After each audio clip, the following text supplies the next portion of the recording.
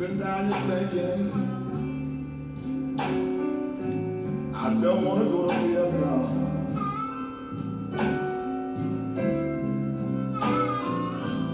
I'm sitting down here thinking,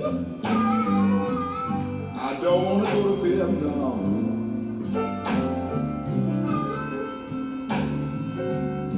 I have my own troubles at home. I don't want to go to Vietnam.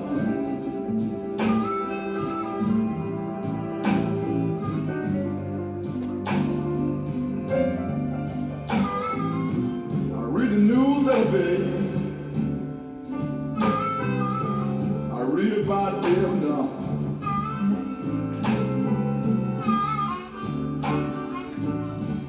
I read the news every day.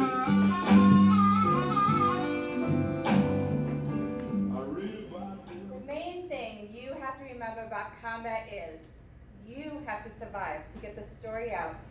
If you're killed, it's all for nothing.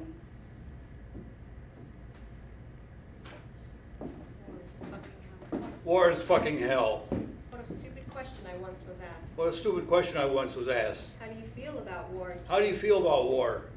Killing people. And killing people. How do you answer such a question? How do you answer such a question? You don't. You don't.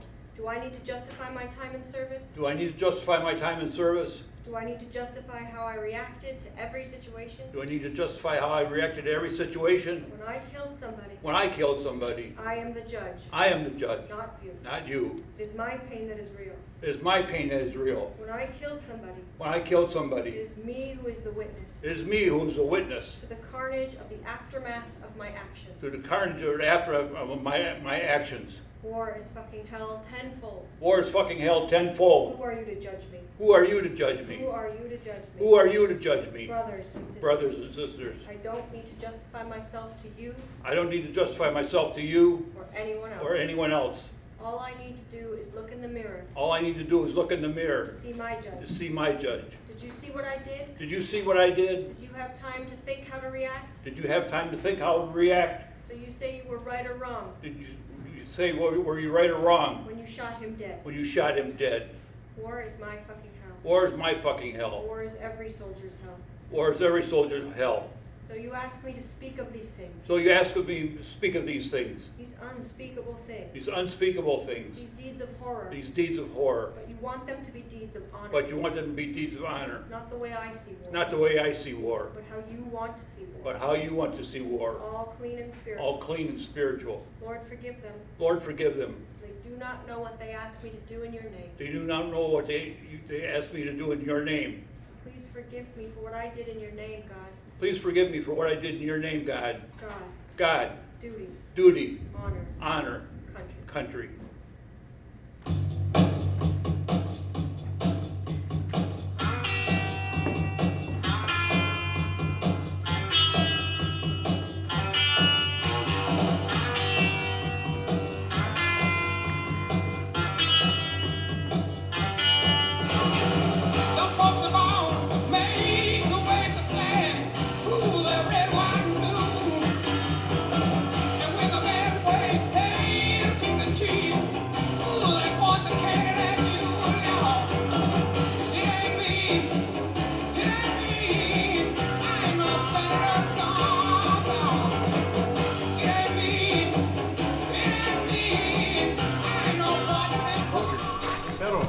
Settle. Boy, this is how we start out our morning. Settle. Good boy. Good boy. Settle. Good boy. Good boy. You are such a good boy. We always want to get positive reinforcement. Good boy. Way to dive into that saddle, buddy. Yes, no half-stepping. Everything. Go. Get him, buddy. All right. That's it. Step right into it. That's how we want to be. Okay. Good boy. Get him. Go. Folger. No social. Folger. Good boy. Good boy. Stand. Good boy. All right. Good boy, way to go, buddy. And we always pay them for their work. Come here, buddy. Good job, buddy. Okay, let's go. Do that again. Come here. Sit. Okay, good boy. Good boy. Good boy, buddy. Good boy. Good job. All right. Cover. Good boy. Okay, way to go. Get him. All right, buddy.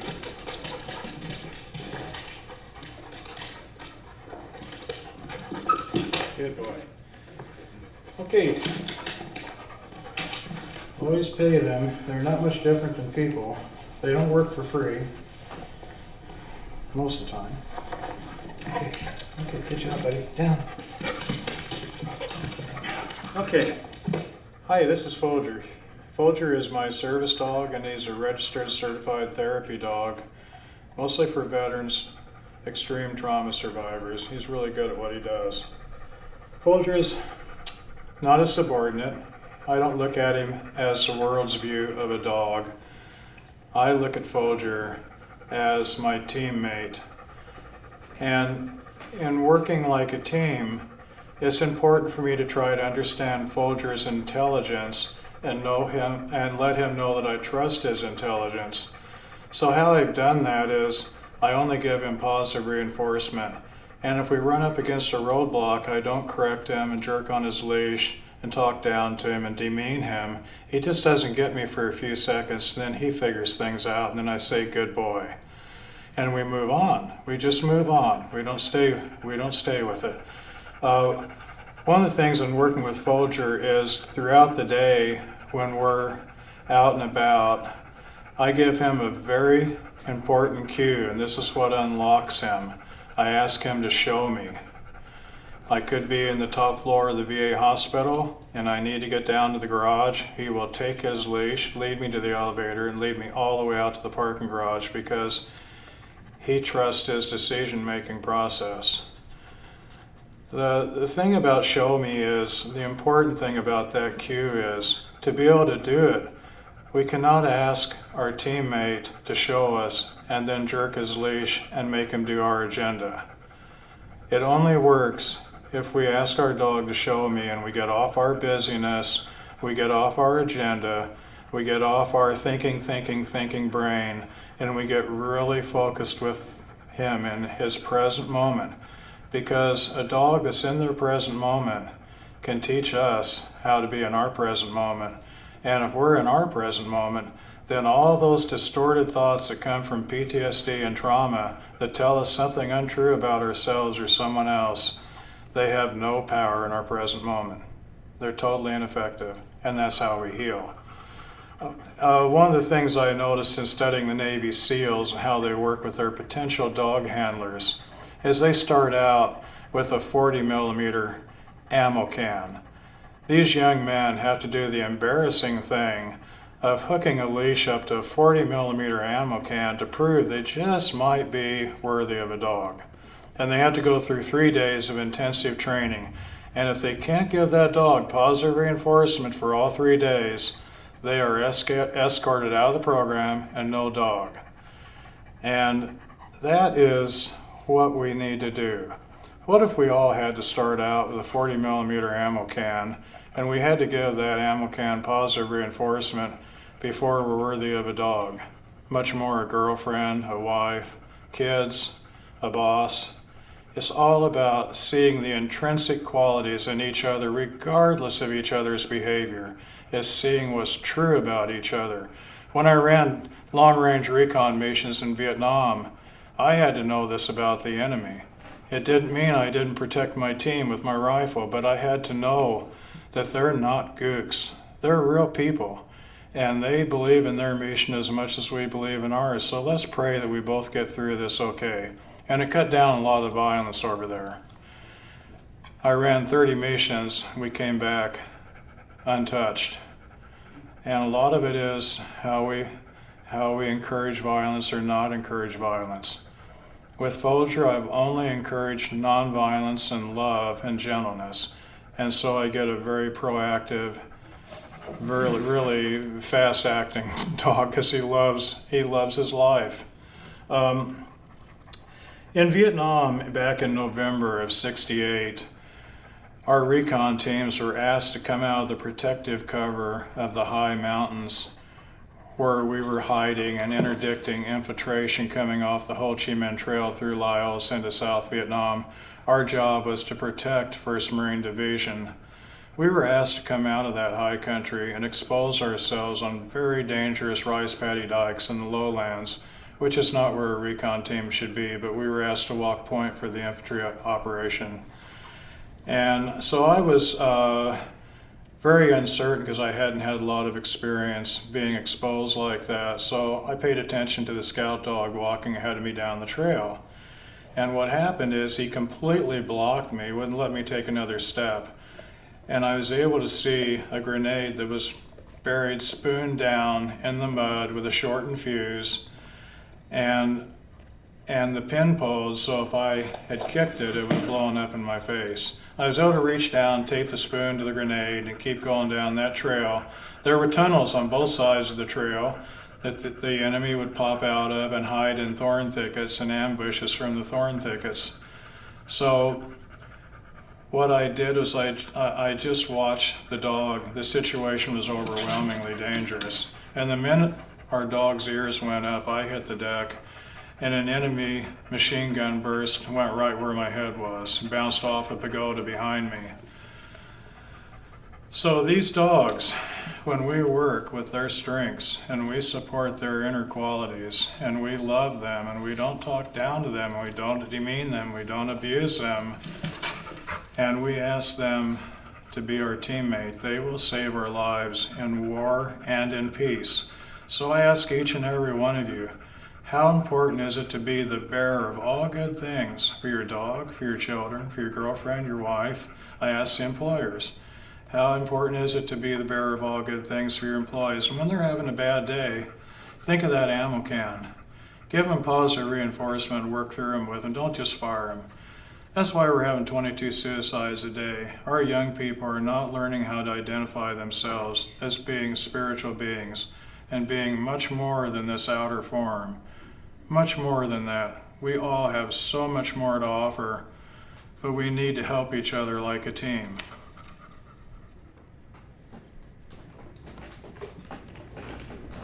In my unit, they called me Froggy because I had long legs and a short waist. In my unit, they called me Flash. We had the fastest helicopter in Vietnam, bar none. It was incredible. The pilot was called Flash 1.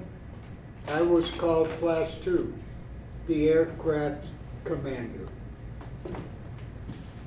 Vietnam, my nickname was Heavy Hack. We'd fly all day, and when we came back, me and a couple other door gunners would meet at the Hooch, pop a few beers, smoke a few joints. My buddy said, you know, man, you're heavy. You're gonna Heavy Hack. After a while, I just shortened it to Heavy. Well, my nickname was way too predictable. My name was Foreman. I became a Navy corpsman, and the guys seemed to enjoy calling me Foreman the Corpsman. My name was Mule Train Charlie, they called me, because I was brutally strong. I could pick up the front end of a Volkswagen and hold it there until they changed the tires. I was the peacemaker in the barracks when we was back in free time, sitting down. The white boys and the black boys try to get together and have some little collusions about the world, and I was able to allow them the opportunity to hear what I said. I said, we ain't gonna do that today. This is the only way that we're gonna get back alive, is that we stick together. They call me Mule Train. I was also known as Flash. In 7th grade, the head track coach at the high school asked me to run against the seniors. And when I went and almost won the race, he started calling me Flash. And then that name resurrected once again. When I was in Marine Corps boot camp, I was given the respect and honor as a series honorman, and my drill sergeant called me Flash.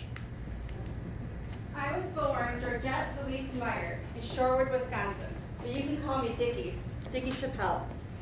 I wanted to fly planes, but as I was nearsighted, I kept talking myself onto planes.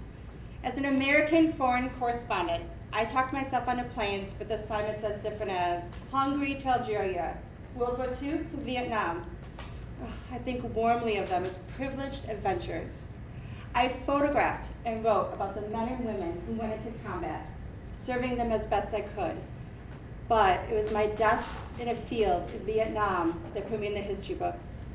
The first female correspondent killed in action. I was a chaplain, and when needed, I would be called Sky Pilot, Padre, Hey You, and then some other names I can't repeat. Well, when I came up, I was called B. And when they wanted to, they just called me Bull. That's what they meant when they called me B. B Reed, you know. Now, they call me Bull because coming up, I liked wrestling. I'd wrestle two guys at a time. It didn't matter, you know. It didn't matter how big you was. Not saying I'd won all the time, but I was a strong guy then, you know. I didn't mind wrestling. It didn't matter who you were, you know. So that's what they call me, B. Reed. By the time I went into the military, I went in with some of the friends that I grew up with. And after a while, they called me B and it spread. So that's what they call me, Bull B. Reed. Okay, Bull. All right. I was born in Mexico, and when I was 3 years old, my parents decided to move to where the grass is greener, and it truly is. Where I come from, it was mostly dirt.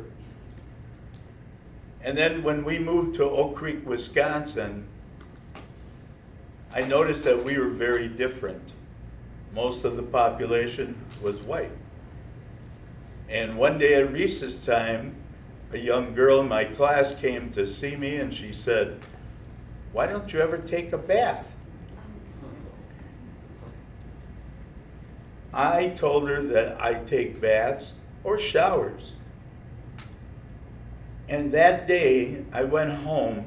What did she say to you? She said, "Why is your skin so dirty?" So I went home and I found my dad's brush that he used to clean his tires on his car. Well, I figured if it works on the tires, I tried to scrub all the dirt off of me.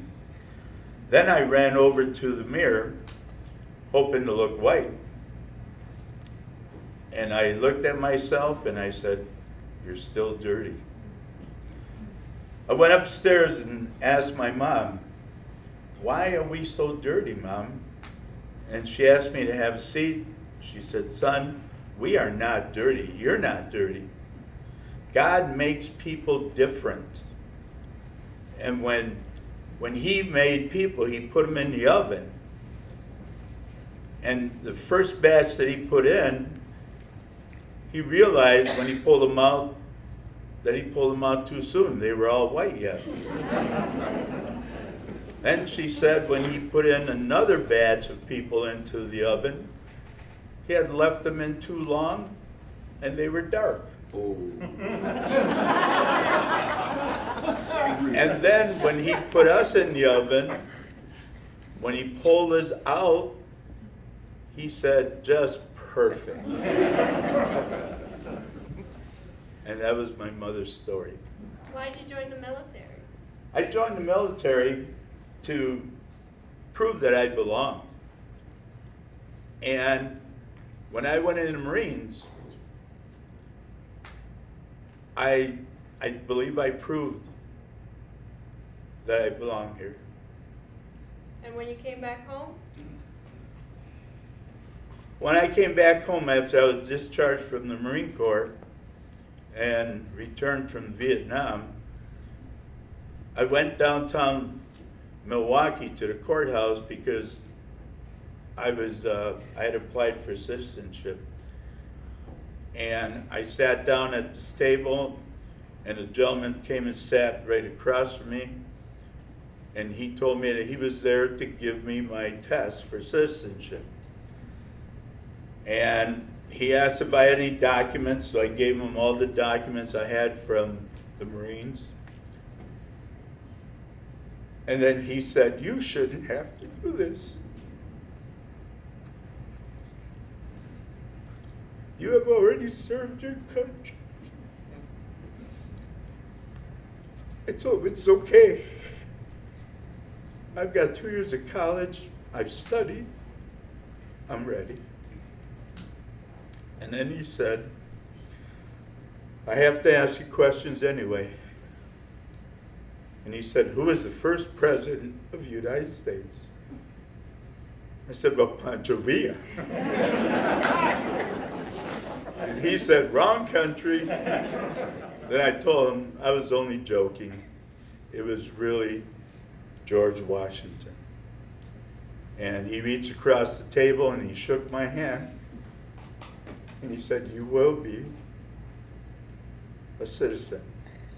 And I felt very proud.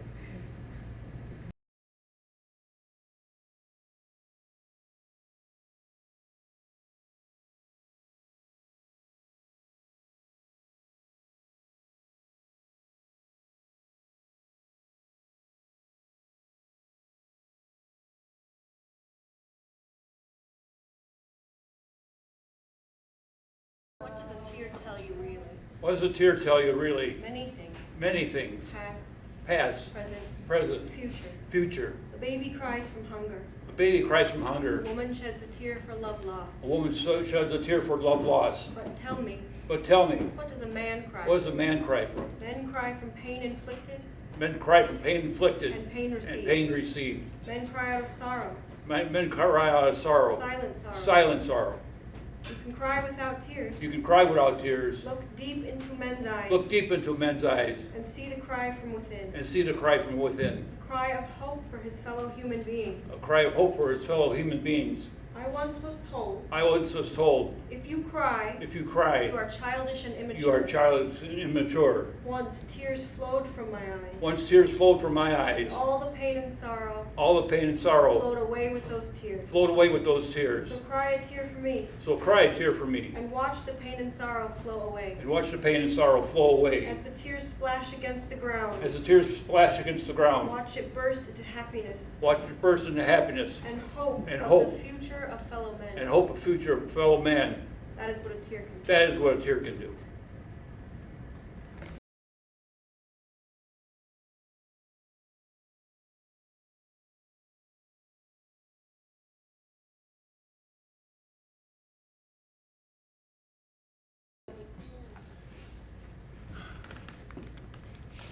I was with a small company of Marines when we got orders to go to the top of a mountain that was about 16 miles north of Da Nang. The next day they flew in 5 helicopters, big helicopters, and transported us to the base of the mountain. And we spent all day being resupplied. And they were giving me more battle dressings than I'd ever been given before, along with suturing kits and IV fluid. They didn't tell us, I don't know if they knew what was going to happen when we got up to the top of the mountain, but it seemed kind of obvious that we were going someplace that's going to be pretty horrible.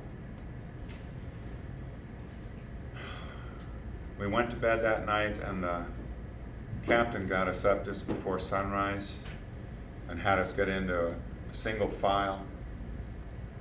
I was in the lead platoon, so this mountain was really dense with foliage and vines and very rocky and very steep. took us almost all day to get near the top, and once we got near the top, 2 shots rang out. We all hit the ground immediately, and about 5 minutes later, we received word that 2 of our 8 radio men were shot and killed. I knew at that moment that whoever's out there is really smart. They're knocking out our communications so that we can't call in for help. The captain gave us orders to move forward. We came to a ridge, and I looked out over and down over the ridge, and there was a large bowl-shaped part of the mountain that was filled with immense trees with huge roots holding those trees to the ground, to the rocks. There was a well-worn path that we saw that led us into the center of the bowl part of the mountain. We all gathered down at the bottom of the bowl, and the captain ordered 2 of the Marines to go out and scout for 10 minutes and come back and tell us what they'd found. Well, they did. They came back in 10 minutes.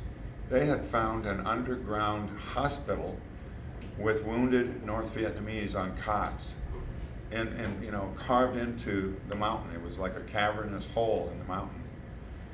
And they also found 5 chow halls that were carved into the side of the bowl. We knew whoever had been up there, there were a lot of them. At the time, we didn't know how many. Then the captain, it was starting to get a little bit dark. The sun was starting to head for the horizon. So I ordered the machine gunners. The machine gunners were the guys with the huge M60 machine guns that had tripods to hold them steady. He ordered the 8 machine gunners to form a perimeter, a large perimeter within the bowl. And then all the other Marines with their M16s filled in between them. Just as it was starting to really kind of get dark, they opened up on us with everything they had. We found out later that there were 1,500 of them. And they were all lined up at the top of the bowl. We were down in the bowl. And they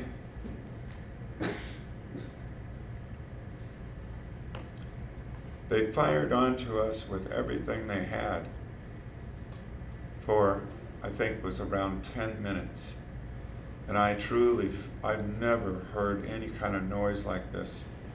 And I truly felt that my skull was going to split open. Well, after about 10 minutes, it all stopped on a dime. All the firing stopped. And then you could hear the screaming Marines who'd been wounded. I was waiting in between the large roots of one of the trees with another corpsman, Harry Bowman. He became a good friend of mine. When the firing stopped, we both jumped out from the roots.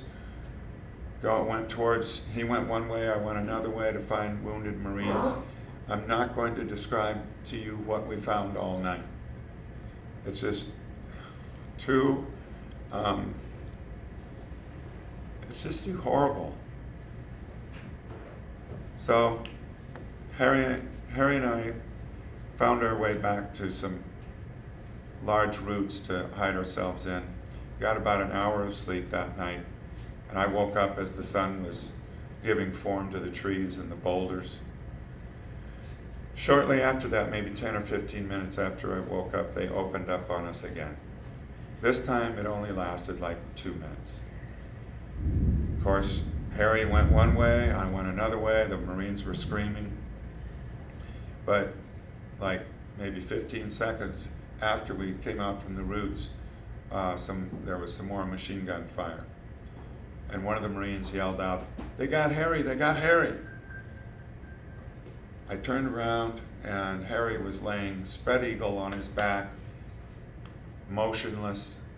I belly crawled over to him and grabbed his wrist to feel for a pulse. And while I was feeling for a pulse, I saw the bullet wound that went straight through his chest, in one side and out the other. And Harry had no pulse because he was dead. Like I said, he and I had become pretty good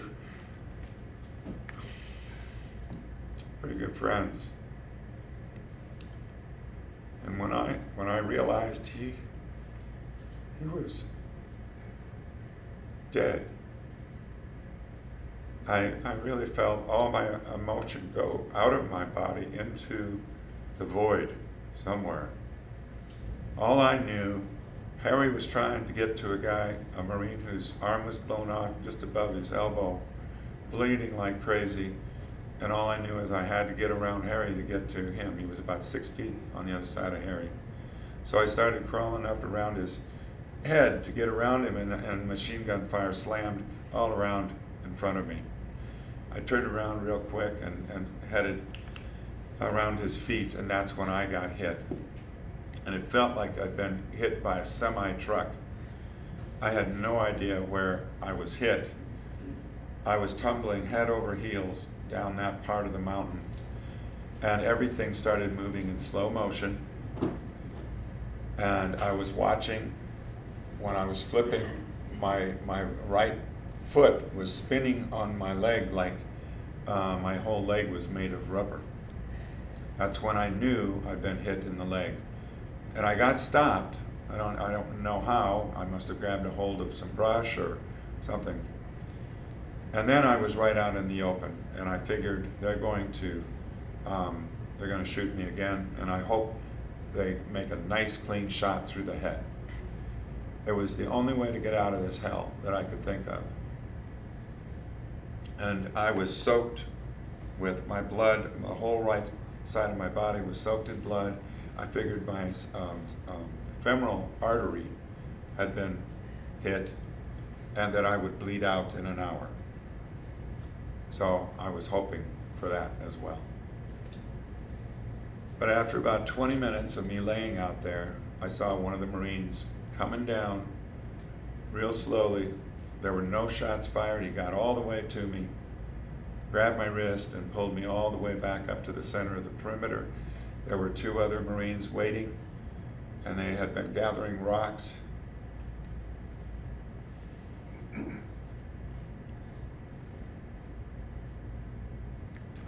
to pile around me so that no other bullets would get to me.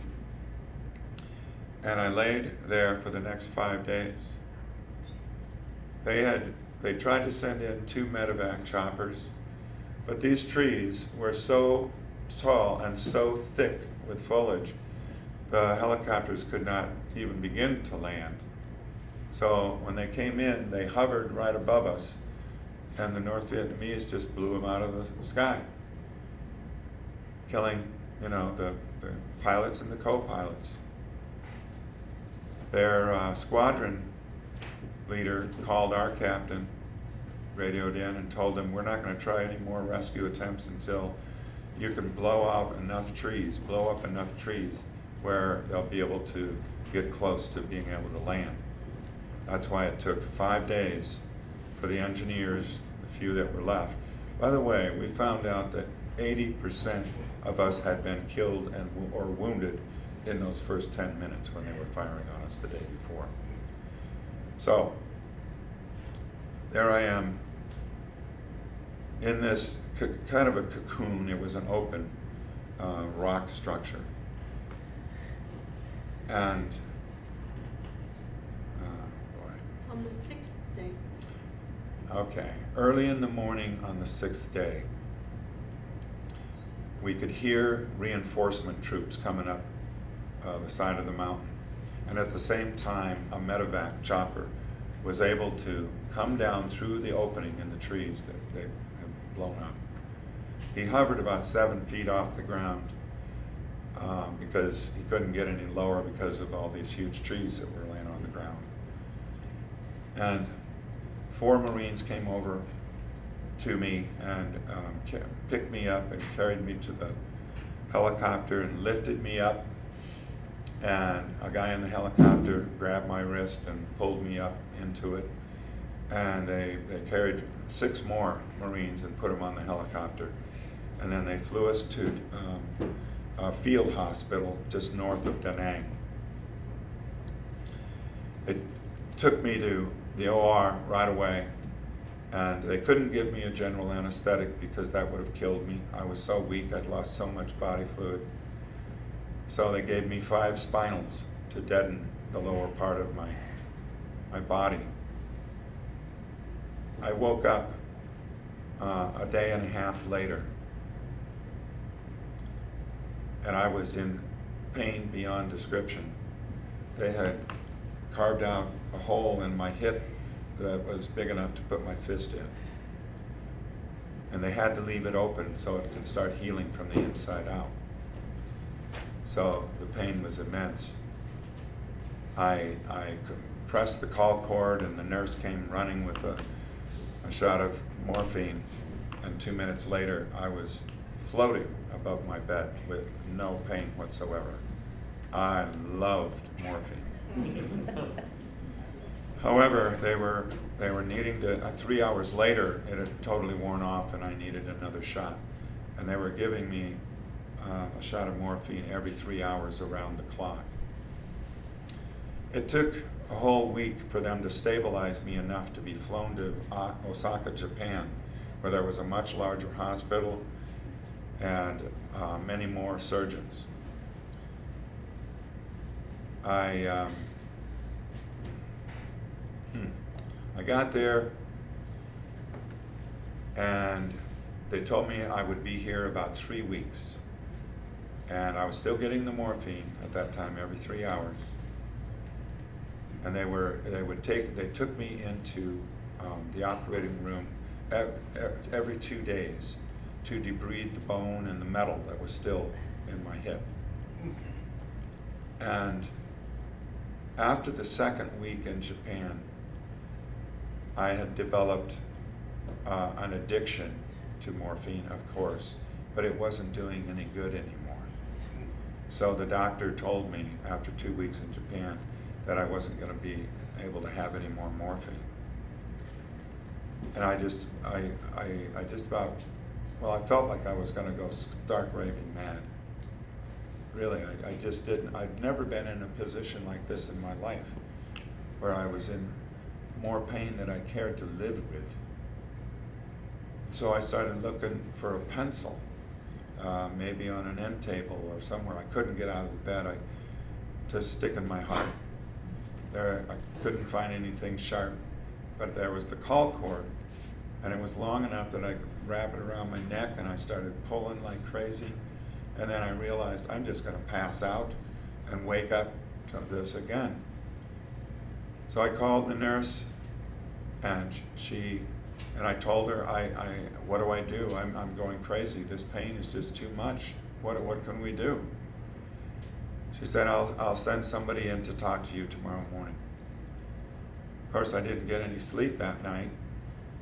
And early in the morning, a young social worker came and sat next to my bed, and he asked me, tell me about your family. And I thought at the time, that's an easy question. But remember, all of my human emotion left me when I found out that Harry was dead. So when he asked me to tell him about my family, I imaged my mother, and when I saw my mother in my mind's eye, I started crying really loud, and I couldn't stop. I could not stop myself, and it was so embarrassing. I pulled the sheets up over my head, and I swear I couldn't stop crying for a full hour. When I was able to stop and I pulled the sheets down, I was hoping he would be gone, but he was still sitting there. And he said, tell me about the rest of your family. And then the image of my dad was in my mind's eye, and my brother and my 2 sisters, And the love connection was so, I was gaining my human emotion again. I was feeling the love that I felt for my family. A couple of years later, it wasn't for a couple of years, it took me to realize that that young social worker was helping to bring back my humanness, my emotions. And believe me, I've considered emotions as being some of the most important things we have, especially love. Thank you for listening.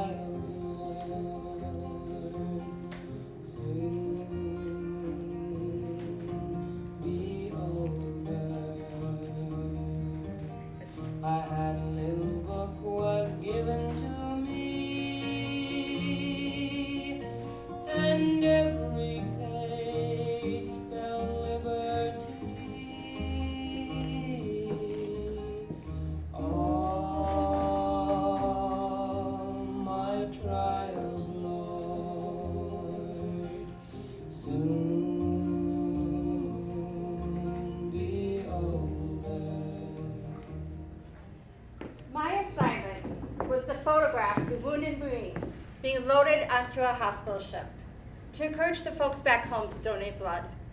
I squarely looked at each Marine as I had photographed him. One young man opened his eyes as he was being transfused by a corpsman. Who are you spying for? Well, the folks back home, Marine. The folks back home, huh? Well, fuck the folks back home. Then he rasped and he closed his eyes. His voice haunted me. What lay behind that raw reflex of an answer? I went looking for him. I had written the dog tag numbers of each Marine as I had photographed him. And there was a set of papers with the Marines who had recently died on deck. And the number I was looking for was near the top of the list. But if the cause be not good, the king himself hath a heavy reckoning to make, when all those legs and arms and heads chopped off in battle shall join together at the latter day and cry all, we died at such a place. I think I was the last person to whom he was able to speak to, and I had heard him die cursing what I thought he had died to defend. Some swearing, some crying for a surgeon.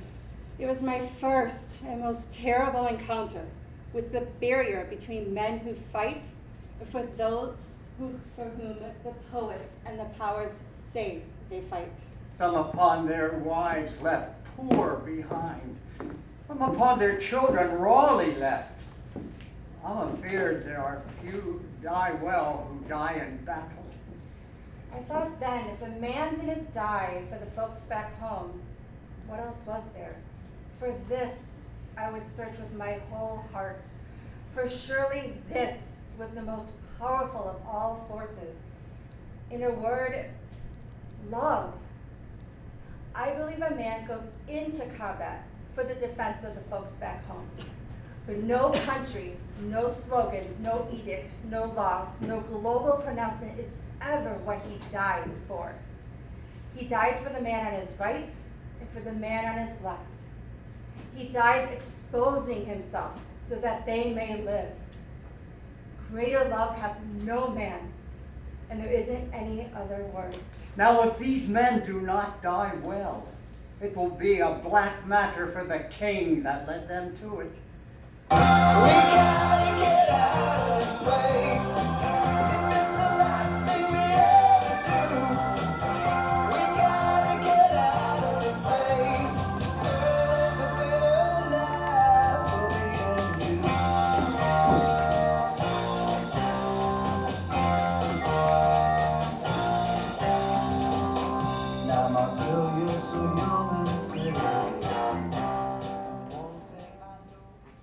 day is called the Feast of Crispian. He that outlives this day and comes safe home will stand a tiptoe when this day is named and rouse him at the name of Crispian. He that shall live this day and see old age will yearly on the vigil feast his neighbors and say, tomorrow is Saint Crispian. Then will he strip his sleeve and show his scars and say, these wounds I had on Crispin's day.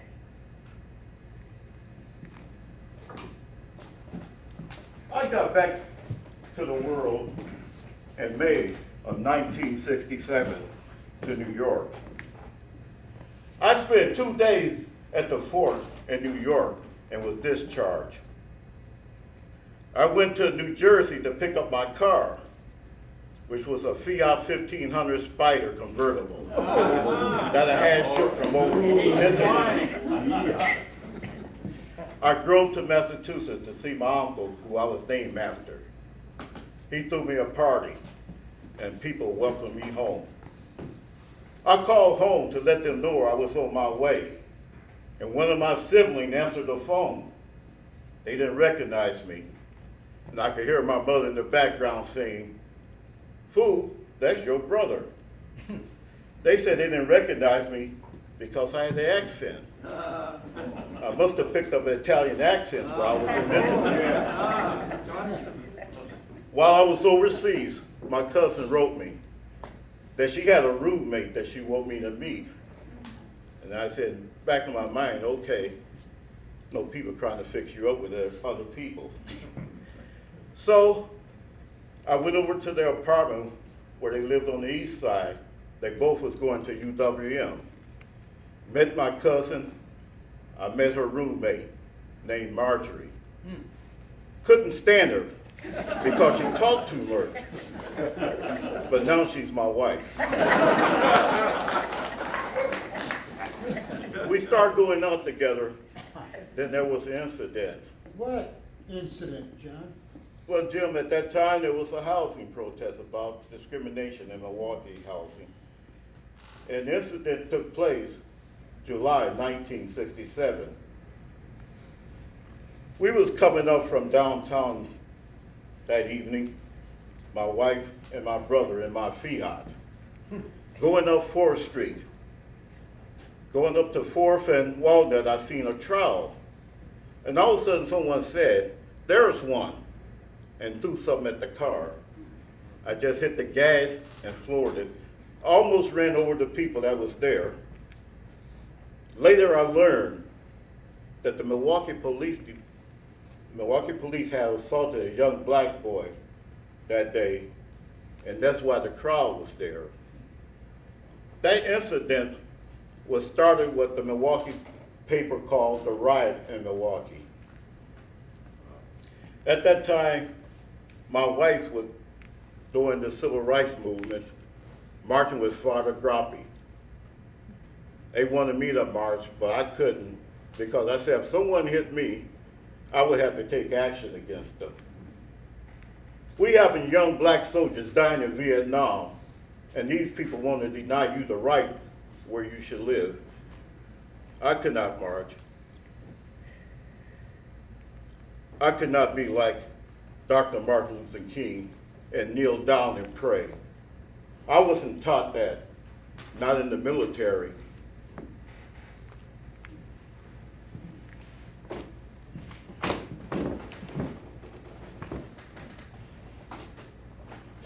My whole family started in South Vietnam, Hanson Air Force Base. Dressed in summer uniforms, khakis with short sleeves. It's 120 degrees on the tarmac. When we walked to the plane, it was soft on your feet. I smoked my last cigarette because I didn't know if we could smoke on the plane. Of course, you got to remember this is the 60s, everyone fucking smoked. Got on the plane, as we're going down, taxiing down the runway. Pilot came over to the intercom and said, "We're taking you back to the world." For you people that don't know, that's the USA. We got up, we landed in Osaka, Japan. It was 78 degrees. little like air conditioning. We refueled there, we stayed there for about a half hour or so, took off again. This time we landed in Anchorage, Alaska, fucking 19 degrees. Here we are in summer uniforms. So when we got off, they didn't have tunnels back then. When you walked directly into the airport, you had to walk down on tarmac to walk in. The stewardesses were throwing blankets around us because we were freezing our asses off. We were there for a while again, and finally we took off, landed at Travis Air Force Base in Oakland, California. There we got our green uniform for winter, and our paychecks and our money for our plane tickets. Well, I didn't go home right away because my mother got remarried while I was over in Nam. So I had a stepfather. I knew him for a little bit, but I wasn't willing to go home. I had a good friend that lived up in Eureka, California, and I decided to call him and said, hey, I'm going to come up. And he says, good. And went to the Oakland bus terminal. And here these fucking protesters are sitting there with their bullshit, giving everybody crap. There's 5 brothers sitting on the bench. They said, we got your back, brother, don't worry. I had my uniform on, I was proud of what I did. I wasn't ashamed. So I went and got on a bus, went to the back of the bus, sat there. We were on Highway 1, and this young lady got on, she had brown hair, brown eyes, round eye. We were gonna see that over Nam. We sat there and talked, and she was wonderful, and I was at peace. Got to Eureka, California, my buddy met me at the bus terminal. I got off the bus, he handed me a PBR and a joint, he said, welcome home, Hack. I said, yes, this is the way it should be. So we went to his house, and I said, where's your bathroom? He goes, why? I said, you got a bathtub? He goes, sure. I said, well, I haven't had a bath in 6 months. No bathtubs in Vietnam. You know? So I'm in there for about 5 minutes, and then all of a sudden the door opens, he got another PBR and another joint. I said, fucking A, this is how I want to live. I stayed there 5 days. Finally called my mother and said, I'm coming home. So I went to Portland Airport, flew down to Los Angeles, LAX. What a pit hole that was. Got on a late flight, ended up in Chicago at 11 o'clock at night. Back then I smoked pretty heavy. I still had about 3 cigarettes in my pack.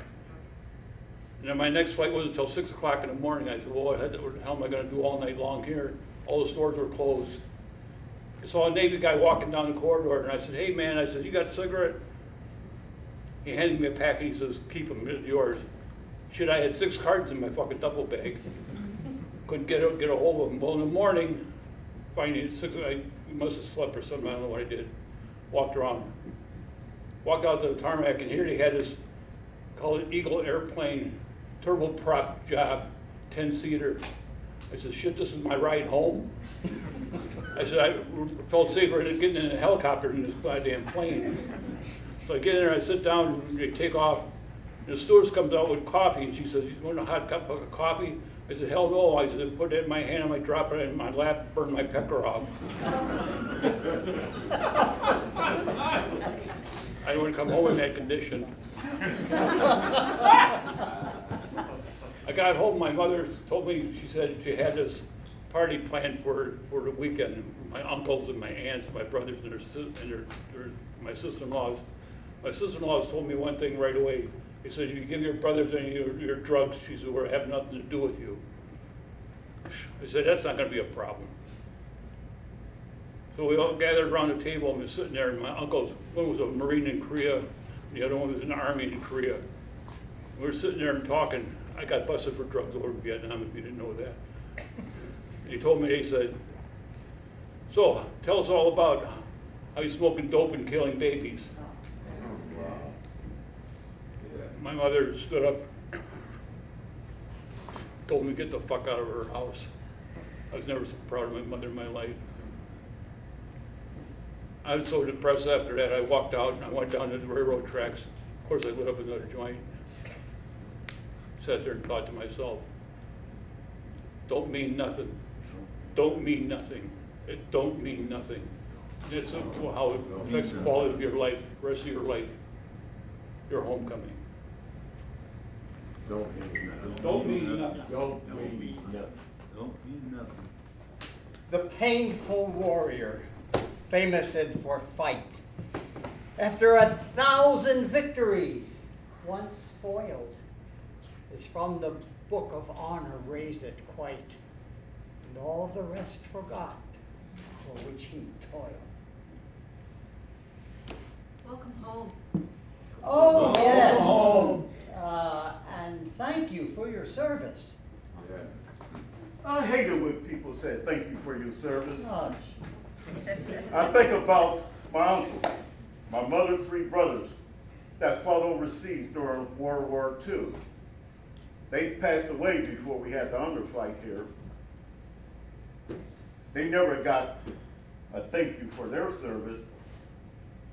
My uncle once told me, when he was coming back on the ship from overseas, they were reminded, the black soldiers were reminded that they was back in the United States. Forget how you was treated as heroes overseas. You're not heroes in the United States. So when someone said, thank you for your service, I said, thank you. But it doesn't mean anything to me. I went into service for myself, not for you. I grew up in the service. I learned a lot of things that helped me in my professional life when I came back. You didn't thank me when I came back. You didn't thank the Vietnam veterans when they came home. You wouldn't let me live in the neighborhood that you lived in. Even though I served in the service to protect your rights, well, I protected your right to discriminate against me. And that's the way I feel. Thank you for your service. Well, when you say thank you for your service, I can accept thank you. But sometimes when I look at what you're saying, it's not just thank you for your service, it's thank you for what you did. And when they say that to me, I have to start thinking about it. I'm thinking about what I did. And when I see what I did, I can't stand that crap, what I did, But I couldn't honor it. But I did what I did because I had to. I had to do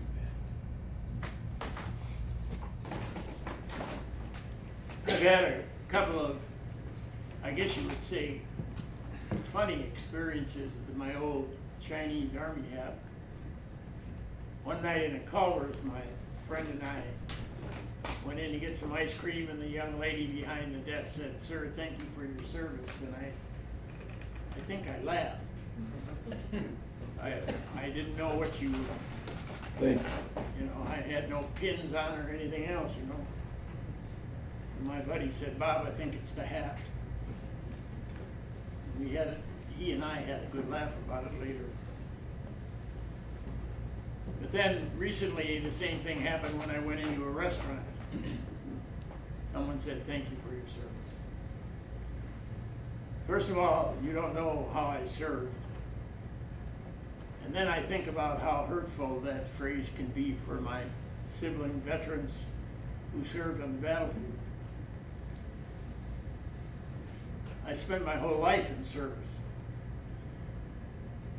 So when I went to the DryHootch about 3 years ago and introduced myself to this group of men, after I was finished, Jim said, "Welcome home, Bob." And that changed my life. Thanks, Jim. I respect that phrase, "Thank you for your service."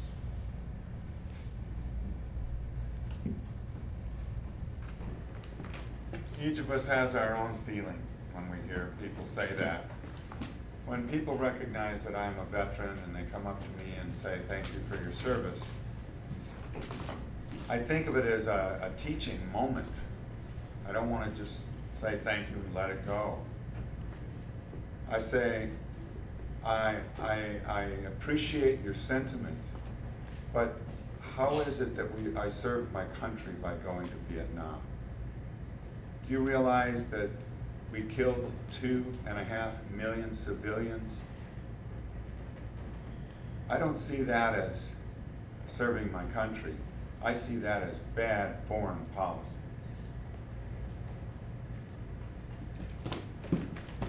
Thank you for your service.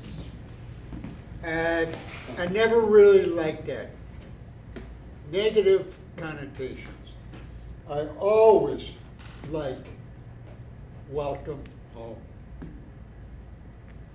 It's almost always got me a smile. What more do you want? Thank you for your service. Oh, you have to say thank you and whatever. This play name is perfect. Welcome home again.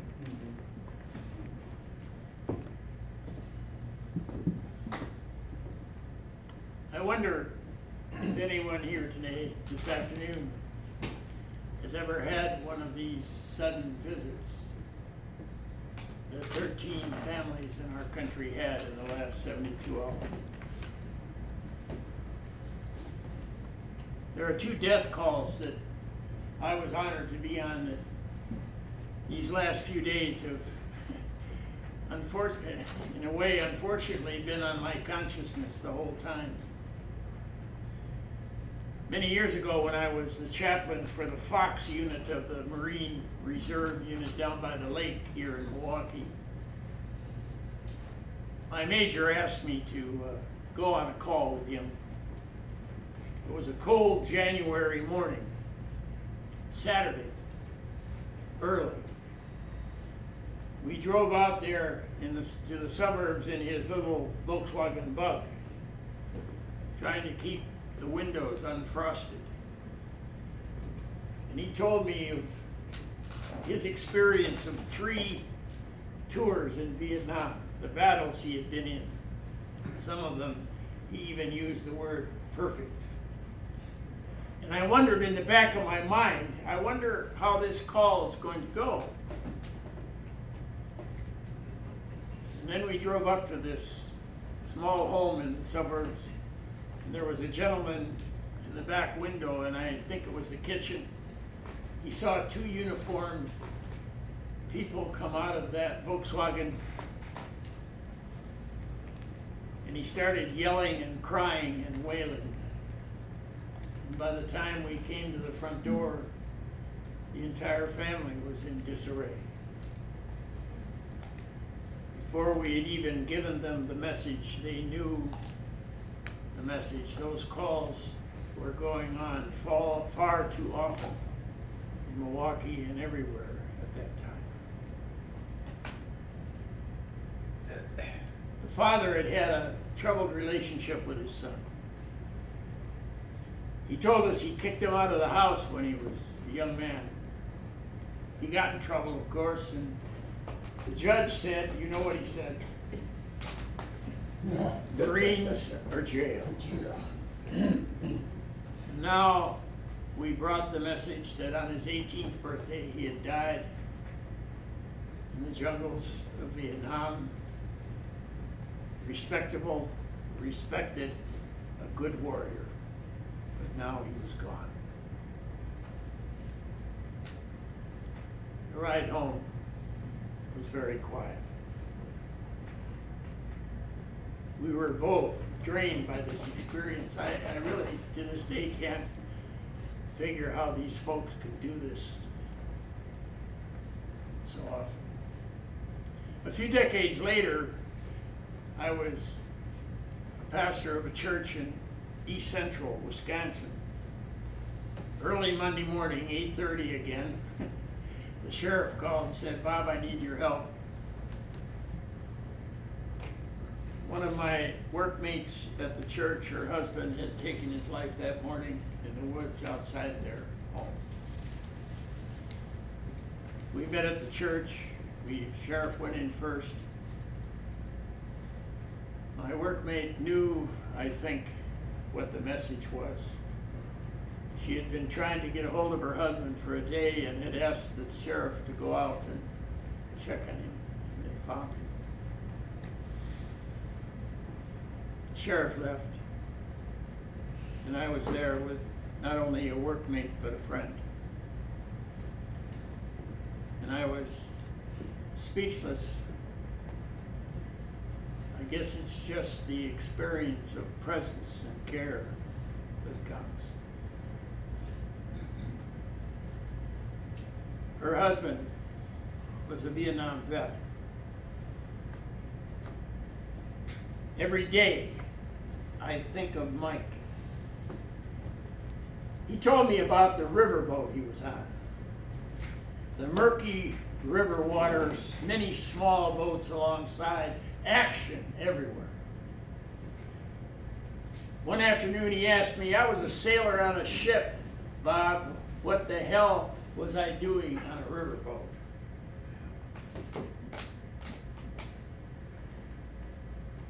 Can't remember the name of the river, but it was known. You know, you come home from war, you are different now. No one seems to know that. We slap them on the back and say, glad you're home. Yes, you're home. But then there is the addiction, not of killing, but of forgetting. The time comes to report, remembering one's service out in the woods, away from it all. There is that standing at attention, hair and beard trimmed in your navy jacket. Muster for the last time. There's a strange silence afterwards. I asked myself, how does one surprise God?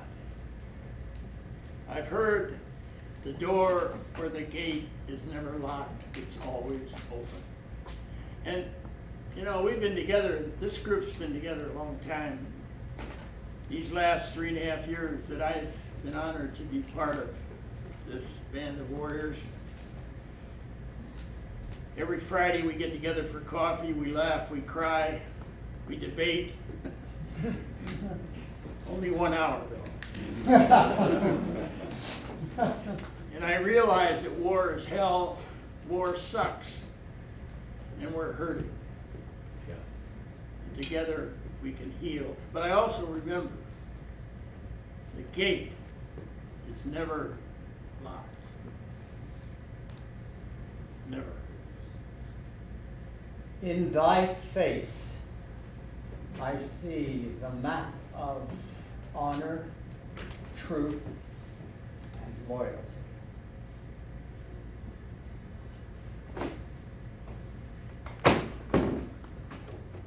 In 1992, I went to Washington, D.C. for the National Conference of Vietnam Veterans of America.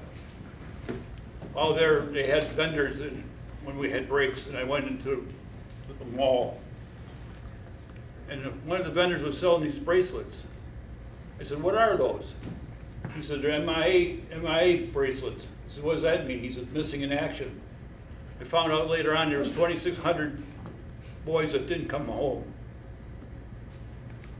I said, well, I want one of those. I've had war for 20 years. I damn near wore her out. Can't hardly read it anymore. But the name on here is Colonel Robert F. Wilkie. Date of loss 1/17/68, shot down over North Vietnam. I recently checked and he still hasn't come home. So later on that evening, we all went to dinner. We were sitting there talking. We said, you know what? Tomorrow's the 10th anniversary of the wall. It was Veterans Day next day. He said, let's go down to the wall and see it. Everyone said, yeah, great idea. Well, we went down there. I couldn't go to the wall. I looked at that wall and I said, so it goes.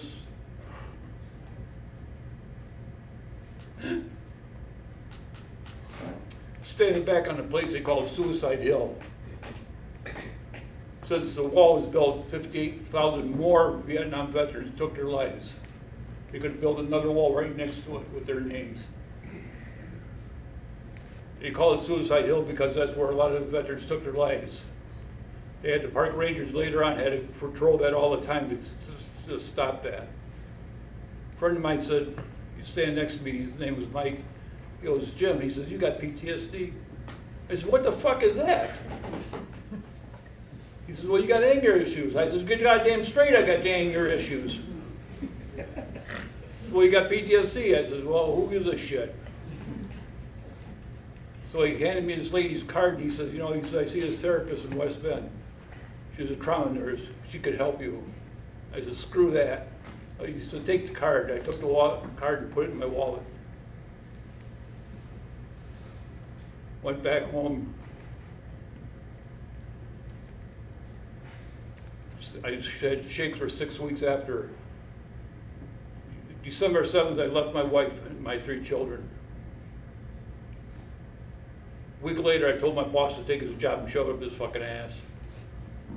I had to go find Jim. I lost him somewhere along the line. I lived in a boarding house, had a room that's 6 by 9. I could take my arms out, reach and touch it. Talk about depression.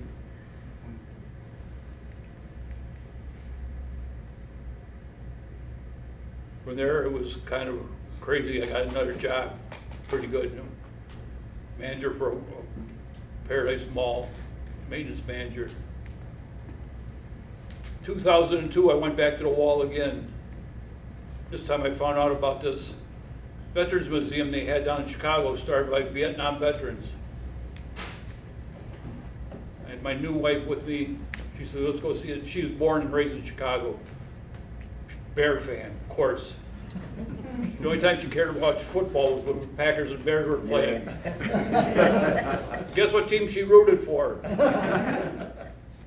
Lowly Bears. Too bad, so sad.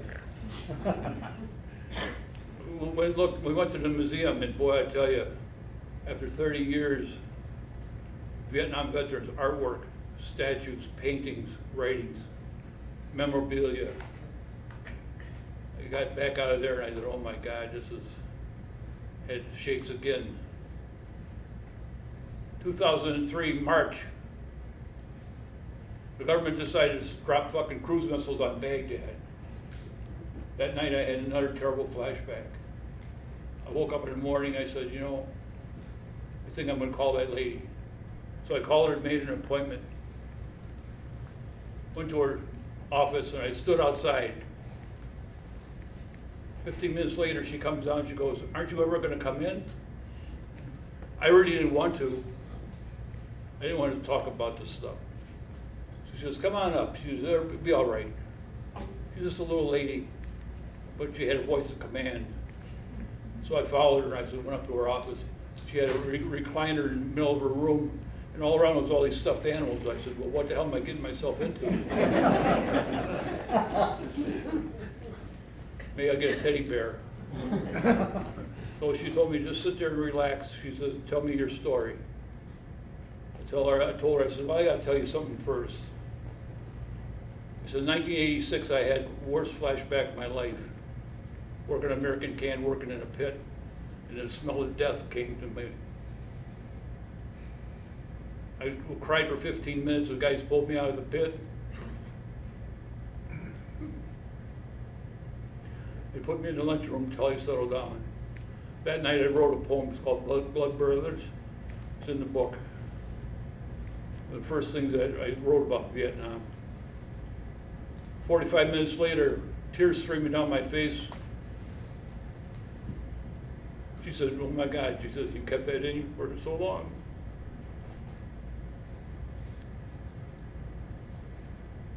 I lived with that for the rest of my life.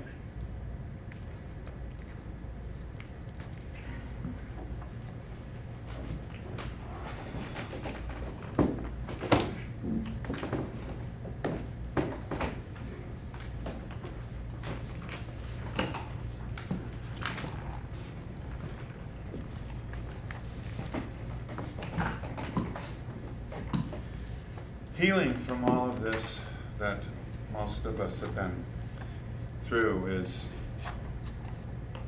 quite a challenge. and it's given me a whole lot of life meaning to heal from the horror that we've been through. When I was finally released after spending nearly a year in the hospital, most of my mind was still in Vietnam. I couldn't stop thinking about the war, and the more I thought about it, the more painful my life was becoming. I'm not just talking about the physical pain. There's a psychological, emotional, and moral pain. I was using a lot of pain meds along with other drugs and alcohol for the first few years after coming home. But I could see that I was becoming more and more addicted, and life was becoming more and more meaningless for me. At that point, I realized I had to calm my mind. That's when I became very interested in exploring my subconscious mind through the art of meditation. Meditation relaxed my mind, allowed my subconscious to take me where it needed to take me. It helped me find meaning and purpose in my life. I was beginning to take control of my mind. However, I knew I wouldn't be able to find true peace and meaning if I couldn't be doing what I loved to do, which was art. I loved to draw. Drawing forced me to focus my attention on what was right in front of me, showing me how beautiful the world could be. So I asserted myself, and I decided I needed to go to art school. I called the VA, the regional office in Des Moines, Iowa. I lived in Ames, only 30 miles away. I called and asked to set up an appointment to see a voc rehab counselor. And luckily enough, I was able to go the next day. And when I got to the office, he asked me to sit down across from his desk. And I explained to him that I would love to go to art school, and I'm wondering if the VA might pay for it. He leaned over the desk and looked me right in the eye and said, "Where do you want to go?" And I started crying for a little bit. And then he asked me, where do you want to go? And I said, well, I don't know yet. I didn't know that you were going to let me know that you would help me pay for it. So he got out a big catalog of art schools around the United States. And I chose Layton School of Art and Design here in Milwaukee. Now it's folded since 1974, but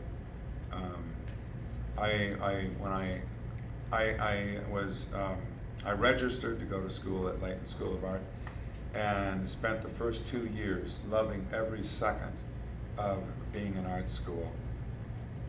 But in the summer break after my second year of school, I'd gone to bed and I had this revelation about stone. And I don't know how I could explain how powerful this was. It was like something some kind of energy coming into me. And it was all about appreciating stone. And I think part of it was because for quite a while I felt like I was just floating around in the universe meaninglessly, and stone is what holds us up on this round planet that's circling the sun. And I just started really appreciating stone in a way that I can't even begin to explain. Maybe it's because it's such a permanent material, and that human life is so temporary, especially if you go to war. A few weeks before I was to start my third year in art school, I found out that there were stone quarries, out by Menominee Falls. And so I went out there and with my little Honda and picked up a 5-foot, well, I didn't pick it up, we used a crane, but it was about 5 feet tall and about a foot thick. And I didn't know what I was going to carve, But, so I got it to the school, and they got it out of my car and got it into the studio. And I started chipping away with the hammer and chisel. And once in a while I'd get an idea of, oh, okay, I want to put a cap on whatever this is going to end up being. And it's going to be a pointy cap. And then I'm at the head, and I'm thinking I'm going to make an eagle's head, or a raptor, like a hawk or a falcon's head, and then have it evolve into a strong human, like a male human body. And when I was done, it took me about a month to carve it. And when I was done, I saw that this is some kind of wizard. I was entering my own mythological world. I was creating my own myth for what reality is. Because the reality that I'd been shown is something that it's somebody else's reality. I don't want anything to do with war. But I do want to live, and I want to create my own reality. So I realized I'm going to create my own myth. So all that school year, I carved these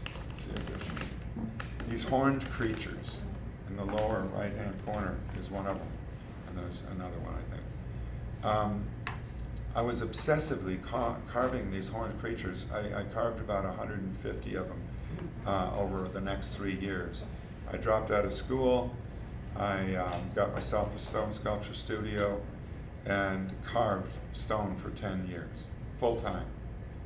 I sold everything I made, but my horned creatures evolved into, most of them, it would be the horns, beautiful, magical horns, and then the head of a raptor, and then the body of a male or a female human, but then it would rest on a serpent's tail.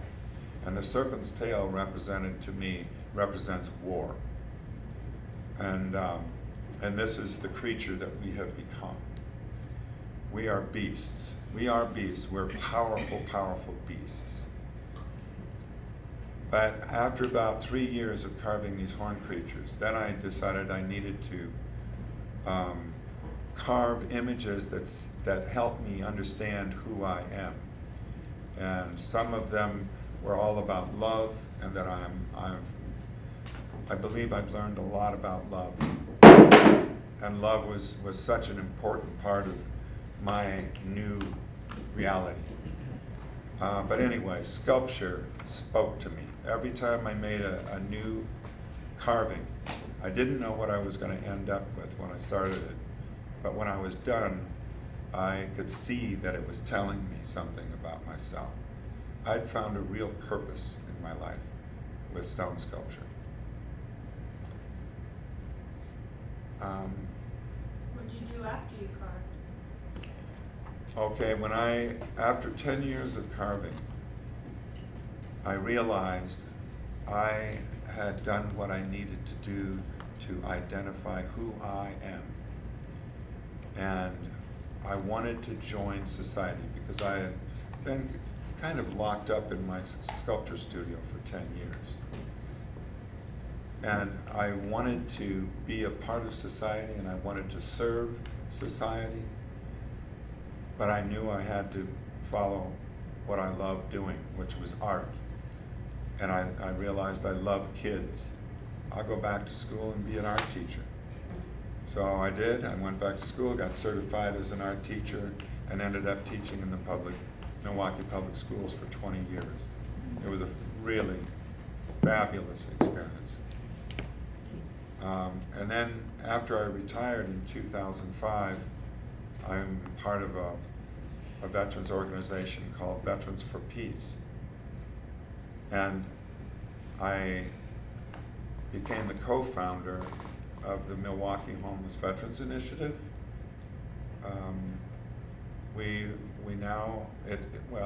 The organization is now operating on $1 million a year, and we have helped, I believe, end homelessness for veterans in the city of Milwaukee. The only homeless veterans I know of are veterans that want to be homeless. So I've discovered, you know, throughout my life that I love to serve. I just love to serve. And my sculptures help me to realize that. Thanks.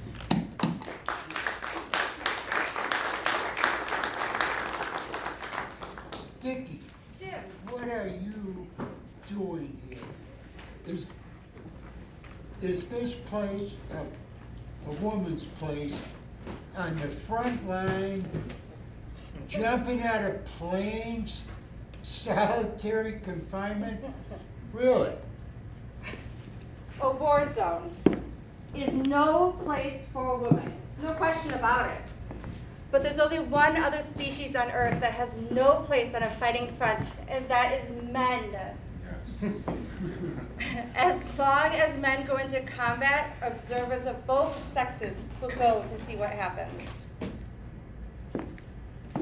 The purest treasure mortal times afford is spotless reputation. That away, men are but gilded loam or painted clay, a jewel in a 10 times barred up chest is a loyal spirit in a loyal breast. Mine honor is my life. Both grow in one. Take honor from me, and my life is done.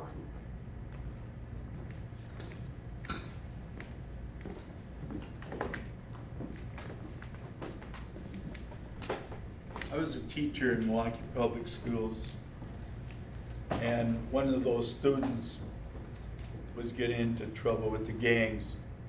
And his mother came to see me one day, and she asked, "Coach, can you write a letter of recommendation for Mendel, her son, to get into the Marine Corps?"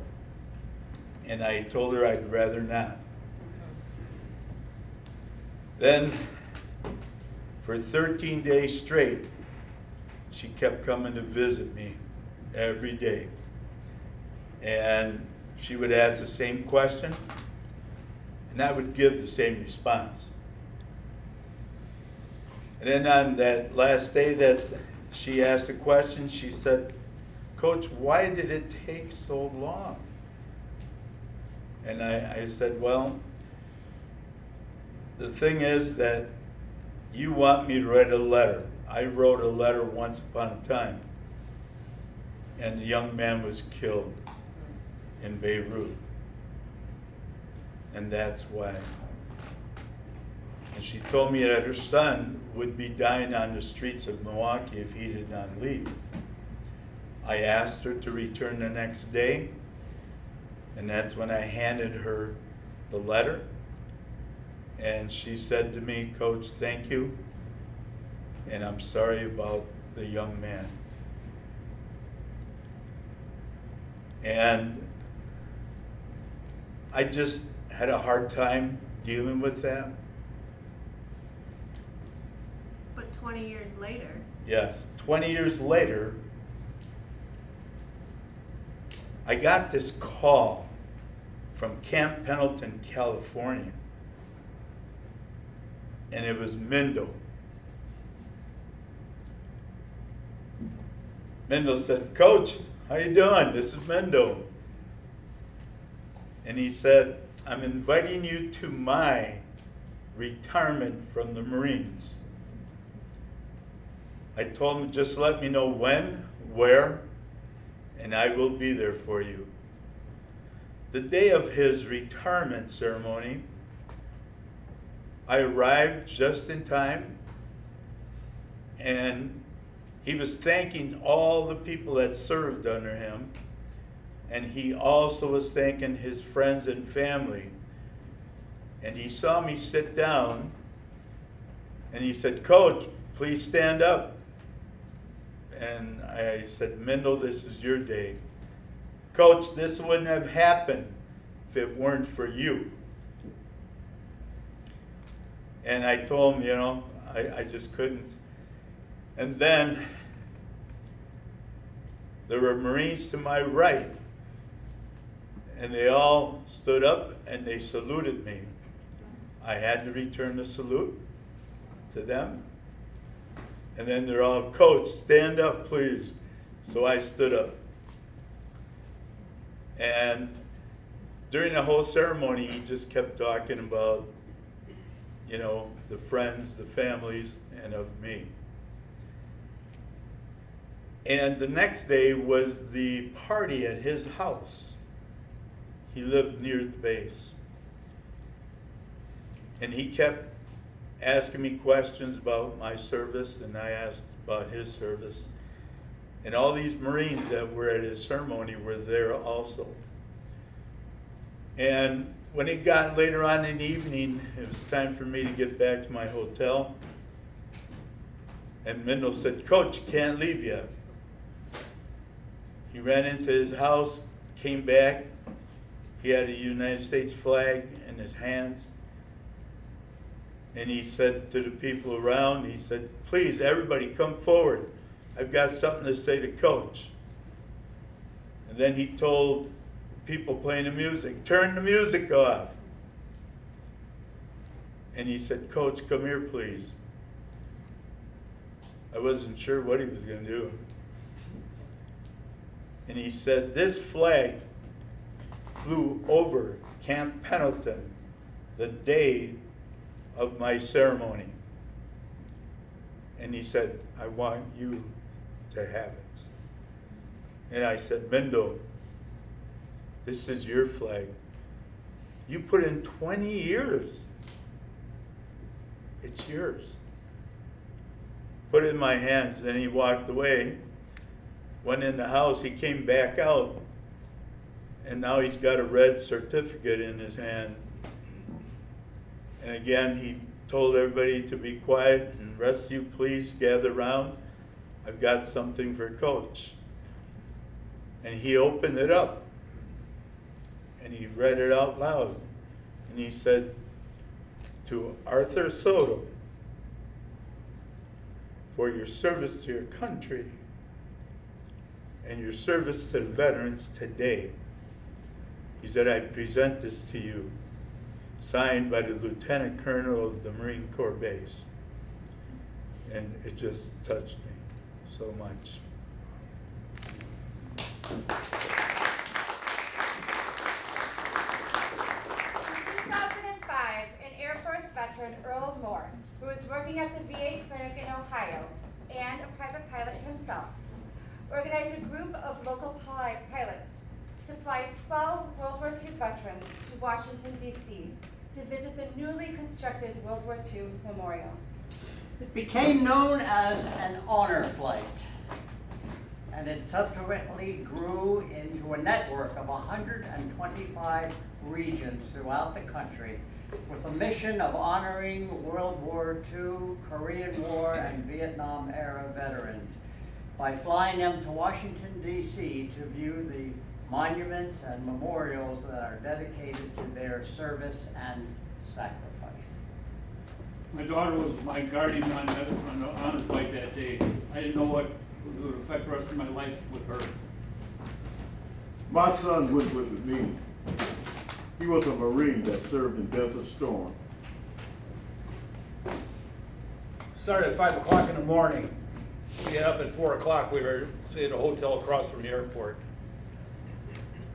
As soon as you walked in, there were people guiding you all the way to the concourse. Everyone's clapping and saying thank you, welcome home. We got down there where all the rest of the vets were. They were handing us more food. They gave us breakfast, hot coffee, everything, donuts, all sandwiches. The Guardians were not supposed to, were supposed to be at our side at all times. We carried a bag, and anything we were given, they put in that bag. Everywhere we went, all the memorials, kept handing us water, food, water, food. You know, here's 2 plane loads of 70-some-year-old men. After a while, we didn't care about the memorial. Where's the bathroom? So we spent the whole day walking around to all these different memorials. Finally, we went back to the airport, got on the plane to come back to Milwaukee. All of a sudden, everyone was so tired, you were just about nodding off because you exhausted from the day and all the food and water they gave us. Oh my God, bloated. Finally, I heard someone say, "Mail call." What's that about? And I heard somebody say, "Heavy, heavy." I said, "Shit, that's my Vietnam name. I'm here." This lady comes down and hands me this packet of letters. I opened it up, started reading some of it, and started crying all again. Whole day. Really touched me, that packet of letters. Yeah. On an honor flight, it really touched me too. You know, they gave me a large package of letters. You know, and I was looking at everybody else opening up a pack. I didn't think that I was, you know, I didn't know I was going to be getting anything. But I don't know where all they came from, but from Wisconsin, Louisiana, looked like Georgia, wherever else, you know, I'm just looking down through there, and that really touched me, you know, looking at all these letters and whatever else is going to happen while Everybody got stuff. They was putting it in, giving it to the guardians to carry for them. Everybody was crying and tearing up. Yeah. When we got back from the honor flight, I was taken back by all the people, the band playing, military personnel saluting us. I didn't know what to do. It was sort of surreal to me. All these people there welcoming us home and thanking us for our service. Now, I went to Washington, and there I saw a lot of stuff that just stabbed me, it hurt me. You know, I saw a lot of stuff. When you go there, I don't know how many have been here, but I know a lot of my buddies have been there, and then you see the wall. And on the wall, you see almost 60,000 names on the walls of the fellas that I had served with, or the fellas that had went there, and some things happened to them. Now, it wasn't just looking at all the names that was there, because on the whole wall, you see fellas standing up there. You see pictures of soldiers on the wall. You know, some of the guys that you probably served with, right there, you know, they're standing there, and they're looking at you. But it wasn't just the fellas on the wall that grabbed me. Because looking at the wall and looking at the names and looking at the fellas that was there, you also see yourself there on the wall, standing there. And here you're here. They're in one place, you're somewhere else, but then again, they're saying we're together. And that's the way it was with a lot of my brothers there. I go on missions. I would go on missions with them, and we do something all the time, and we was brothers. We was just there. It was just one of us. It wasn't 2 and 3. It was just one of us. And sometime when they would leave and they go on to a different place, and you're just there. But sometimes I'm doing what I'm doing, but I hear him say, "Man, look to the left. Look to the left." What about the career? Because he was still there with me. So what I had to do, I had to step away from the wall. I walked away from the wall, but there was something else that was there. And that was that Korean, you know, the Korean War.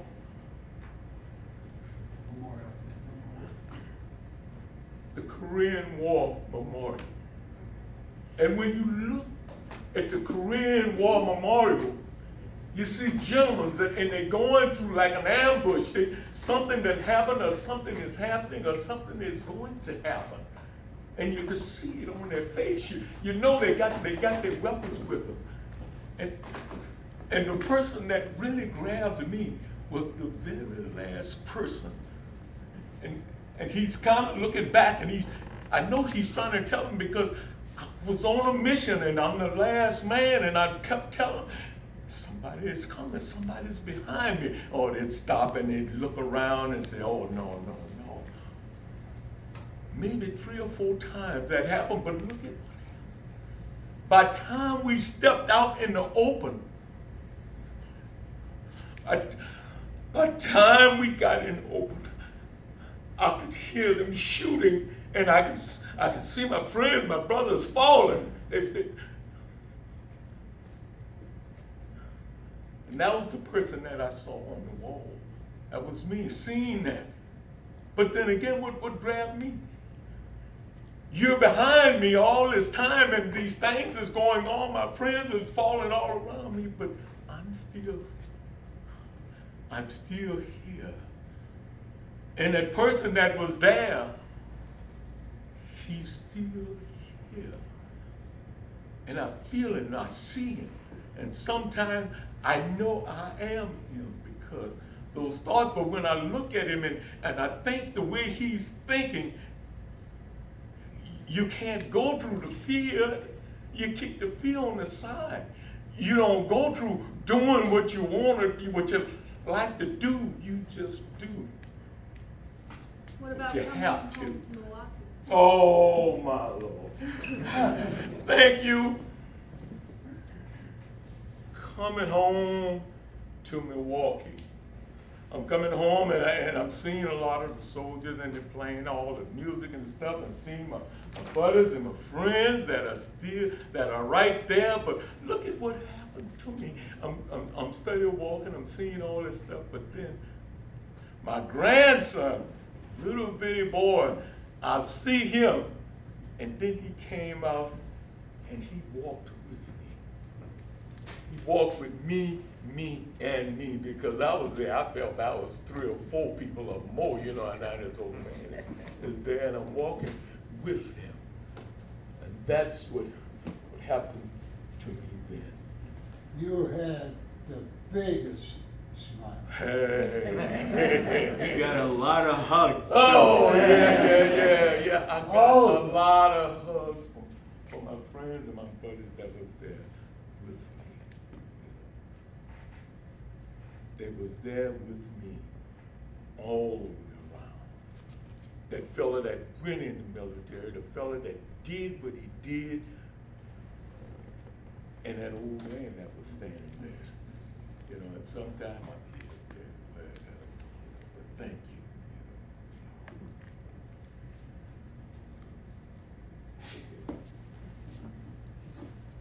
How old? No. What about your daughter? Oh, jeez. Oh. I just saw in the pictures. You're walking down the corridor, and I was aghast. I saluted all the way down, and halfway, I kept walking, and I thought about all the men and women on the wall that would never go through something like this. So we came in the large room. I saw my buddies from DryHootch. Very emotional, we're crying and hugging each other.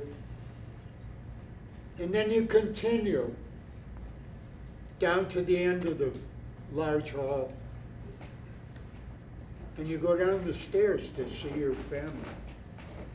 So I was going down the stairs, and I see my daughter, my 3 grandkids. They had signs.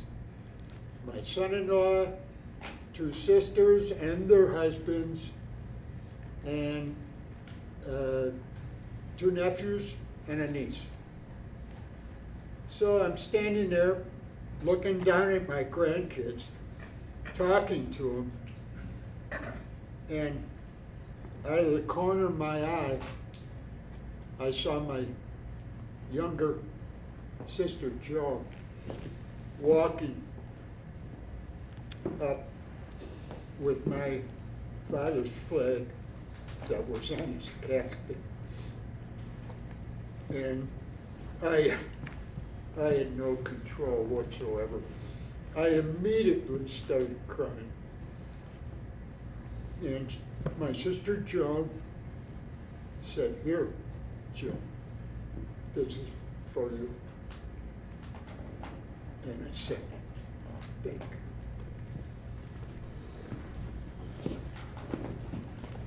What about you, Charlie? Oh, How did you first hear about the honor flight? wow, I was at the DryHootch with the DryHootch boys, and a gentleman there named Bob Pfeiffer. He asked me after we had adjourned and talked about me and my son. And he was trying to give me some encouragement about how to connect with him, etc. And then he asked me about had I ever been on an honor flight. And I said, no. Would you like to go? He said, yes, I'd love to go. Well, you have to have guardians. Do you have a number to your son where maybe I can call him and get him to be your guardian, and maybe that might assist you in some of the things of you trying to get to work with him. So I gave him the number. About a week go by, I hadn't heard from Bob. So I get a call from Karen, the honor flight director, and she said that I'll get you a guardian, and you just relax and we'll do the rest. But you'll make the honor flight, November 19th, 2019. And I sat back and waited, and that a couple of days go by, the night came, and I get a call from this guy, says his name Brett, and I said, okay, he said, I'm gonna be your guardian on tomorrow. Would you like me to pick you up at home? I said, nah, that's okay, I can get a ride. I'll meet you at the airport. He said, oh, okay. We hang up. So we go to the airport, and there's a young lady named Christina we welcoming the veterans as they come, and when I drove up, she know my name and called me by that and took my bags and took them into the ticket office. And I said, wow, I'm getting brown skin service here. And that's the process of that function. There was this tall white gentleman walks up behind me and says, hey, Charlie.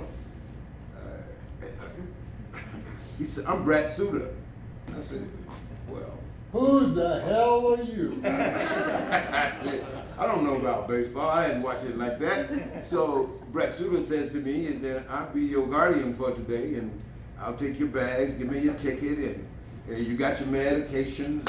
Yes, I'm good with all of that. But why is all these guys trying to ask you for your autograph? And so he just looked at me and smiled, and we went on to board the plane, and we get on the plane and sat down, and I leaned over to him because I didn't want the guys to know that I didn't know who I was talking about. So I leaned over and asked him, who are you, man? He said, I pitch for the Milwaukee Brewers. I said, oh, man, really? That's why they want your autograph? So right now, I'm in cloud nine. I mean, all of the things that I was contemplating on about this flight directed to he and I conversation. We began to talk about church. We began to talk about his mom, dad, his children. He got a little boy. He had just been born not that long, and he's married. So we talked about all of that, and he was talking about how him and his little boy like to take walks. And then that led me back to try to talk about my little boys when we were in favor with each other. So it did, and we talked and talked. We talked about family and what he's going to do after baseball, and what I'm going to do after Vietnam, and what I'm doing now. So it was really a pleasant conversation, but baseball never really had its thing in our conversation because I didn't know much about baseball. So I stayed away from that subject. And so anyhow, it all worked out to be is that Brett Suter and I are still on a monthly basis. We text each other.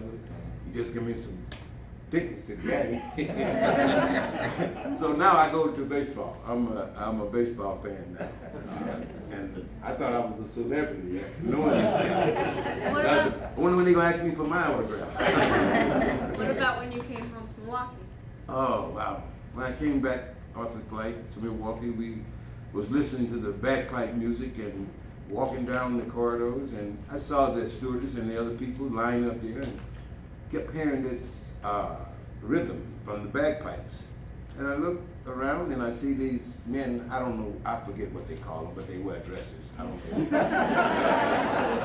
I know it's a name for it, I just can't remember.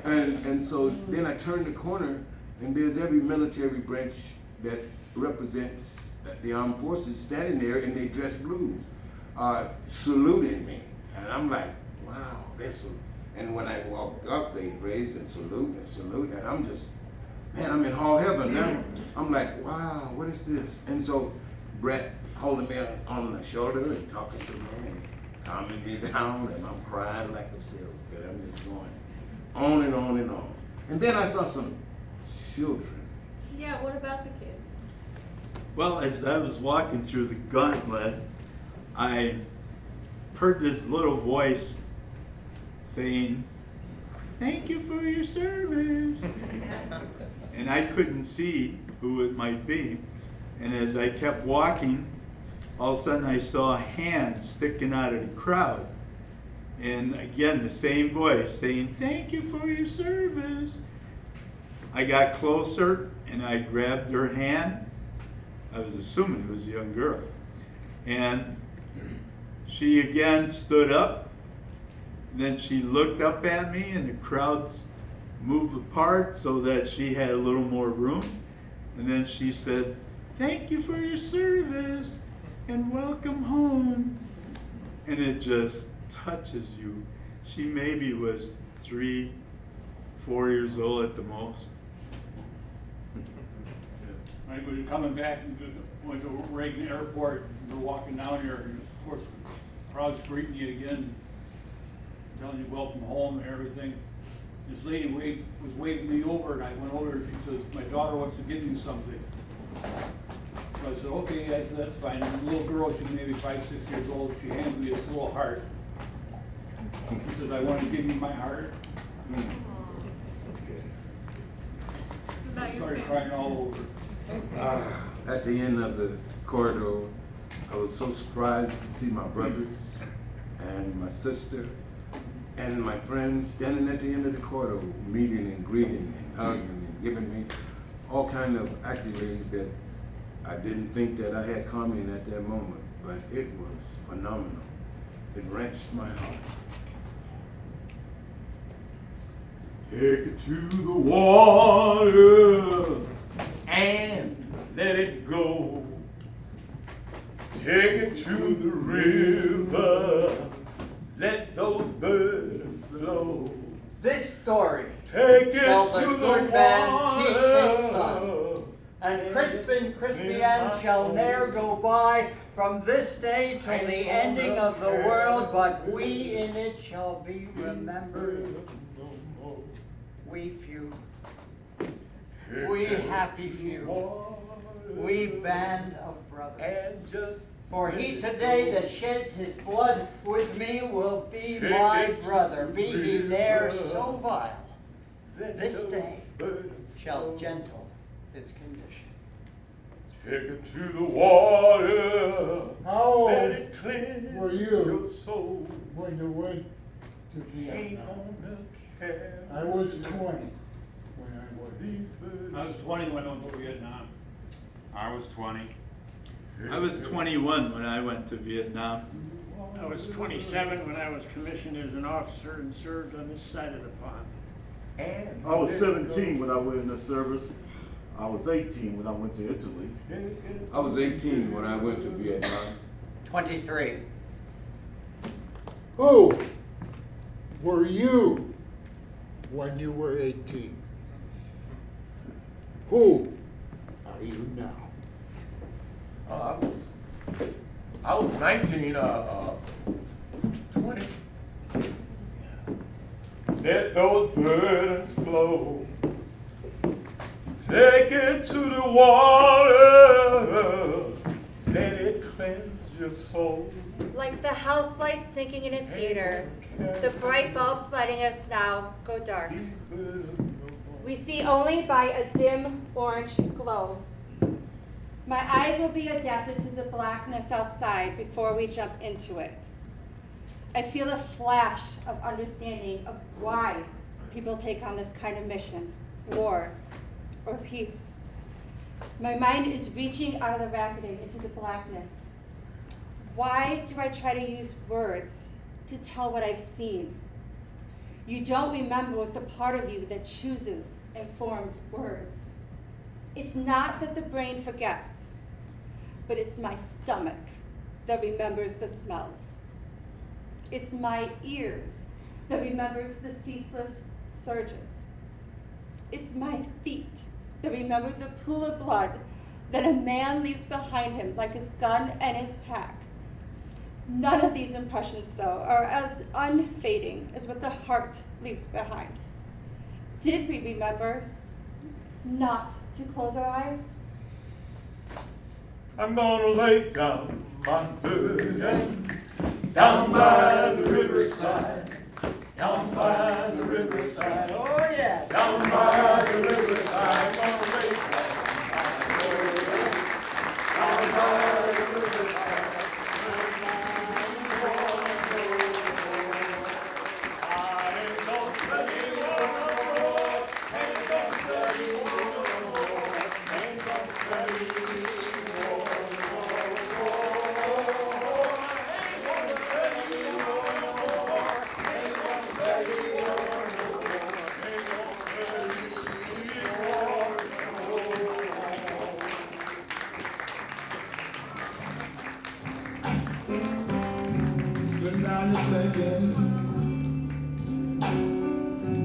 I don't want to go to Vietnam.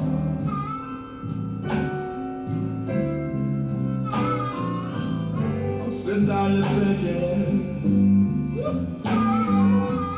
I don't want to go to Vietnam.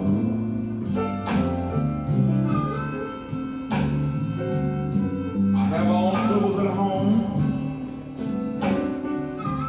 I don't want to go to Vietnam.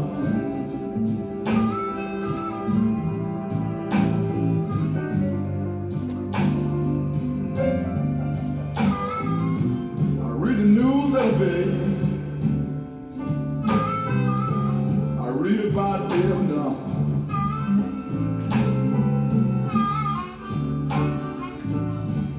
I read the news every day.